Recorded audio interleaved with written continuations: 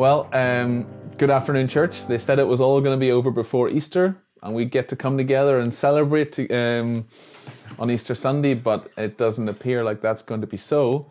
And so we as elders would like to still prepare us as a whole community to read and prepare ourselves really for this event and to reflect on the significance, to celebrate, and to worship God. And we've done this, as David said last week in his video, through a series of readings that we're going to do, expositions through the Bible.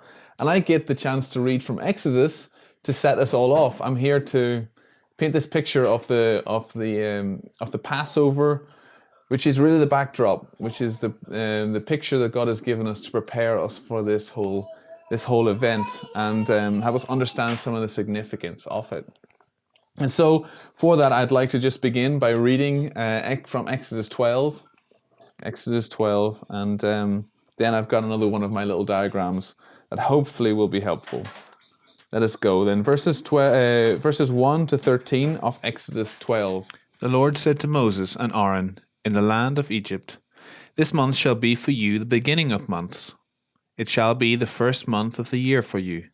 Tell all the congregation of Israel that on the 10th day of this month, every man shall take a lamb according to their fathers' houses, a lamb for a household.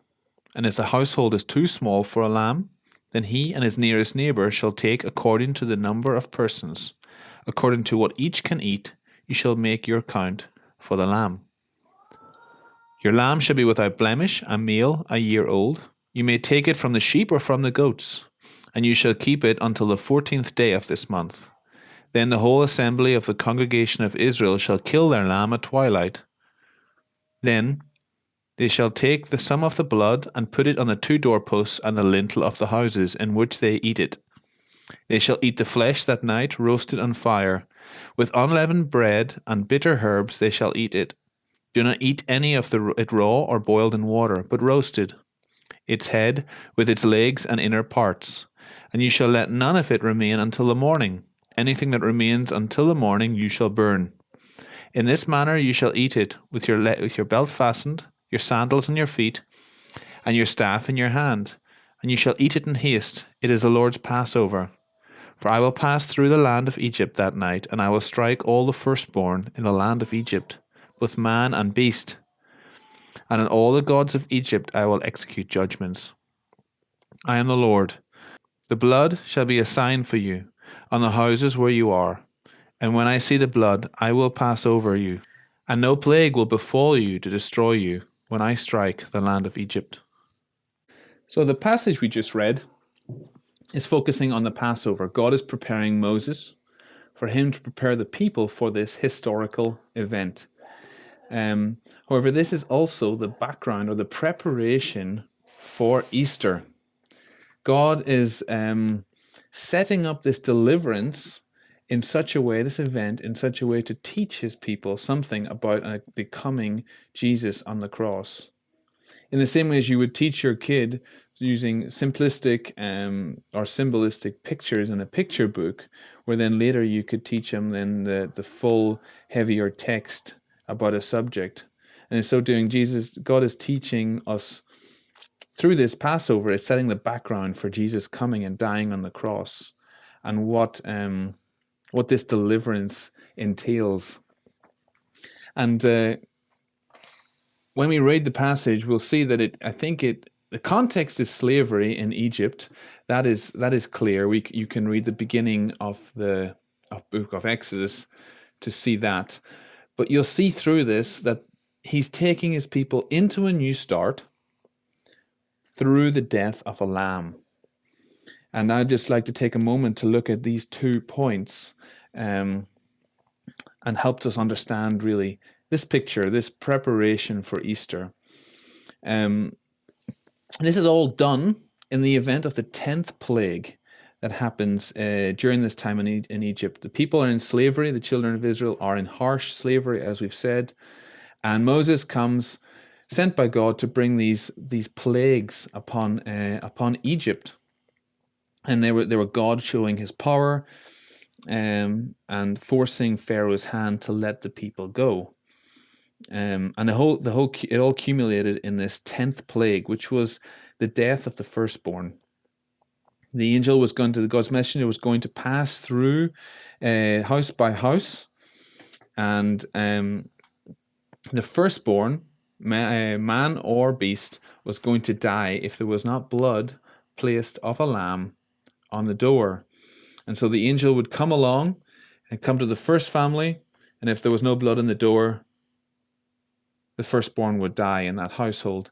It would pass to the next, and again, the firstborns would die in that household. But if it came to a house that there was blood as a sign on the door, as verse 13 of our passage says, it would pass over, and it would continue its journey in that horrible night. And so this is what's happening. It's the Passover, the 10th plague. And through this, God would then, Pharaoh gave up, and he let the people go. And God sends the people this feast of a lamb that was to die as part of their preparation for this. We'll see in the passage that there's a great emphasis laid on the blood. The blood was to be put on the doorpost. It was to be a sign then for the angel, as we've said. Why blood? Well, because blood is the payment for sin. Sin, the wages of sin is death, as Romans 3 says. And so a death is required where there is sin. And in every household, Egyptian or Israelite, there was sin. And so the payment had to be extracted just as it had to be done.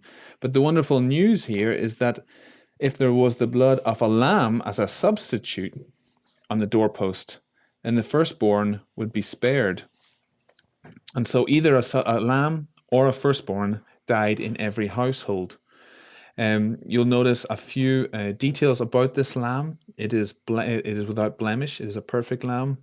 And it is also to stay in the household for, I think, 14 days. And I believe that's because it's to be precious to the family. It was to live. It would have been fun for the kids to play with, I'm sure. And then one day that lamb would have disappeared. And so it was to point to the fact that this was a precious sacrifice.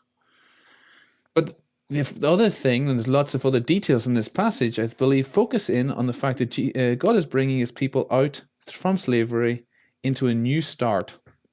You'll see that they are to observe that month as the first of months. Essentially, he's giving them a new calendar. Life was to begin, as it were, for them as a new nation from that point. Secondly, this is all focusing, as we've said, on the birth of a firstborn, on the death, of a firstborn. Why the firstborn? You see, the Abraham also was told to take Isaac up the mountain. What is God's deal with the firstborn? Well, as far as I can tell, the firstborn was the one who would receive all the inheritance of the family. Essentially, he was the one to take the family into the future. He was the one who was the hope of the family for survival. So God was saying that he was giving them a picture that because of their sin, their future was to be cut off. Their firstborns were to die. And so through this whole event, he's showing how he redeems the firstborn. In other words, he purchases the firstborn. The firstborns now belong to him. And so Israel's future belongs to God. They're coming out into a new start. They're coming out into an existence that they belong in a greater sense to God. Finally, the details you'll see that also in this passage deal with how they were to leave Egypt behind.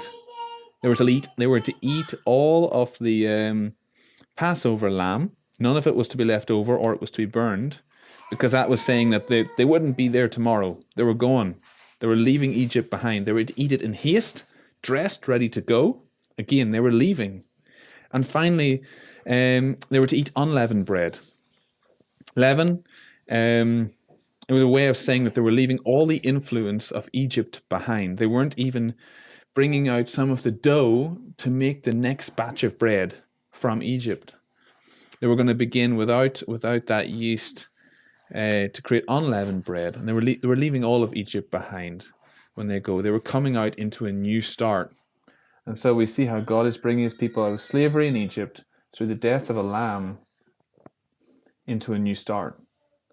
And this is meant to be a picture of preparation for Easter, to teach us how God is going to send a precious lamb to shed his blood to redeem us from slavery of sin into a new start where we are going to really, our lives will begin at that point, where our future will belong to him, and where we are to leave all influences of the previous life behind. And what's encouraging, as we do focus in on this Lamb of God at this time, and on his death on the cross, let us remember this comes in the context of God's plan to redeem us from slavery and give us this wonderful new life. And with that in mind, I'd like to draw our attention to a passage in Ephesians 1, verses 7, 8, and 9, and 10.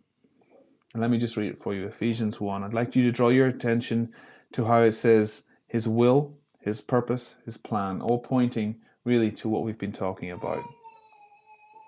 In him we have redemption through his blood, the forgiveness of our trespasses, according to the riches of his grace, with which he lavished upon us in all wisdom and insight, making known to us the mystery of his will, according to his purpose, which he set forth in Christ as a plan for the fullness of time, to unite all things in him, things in heaven and things in earth.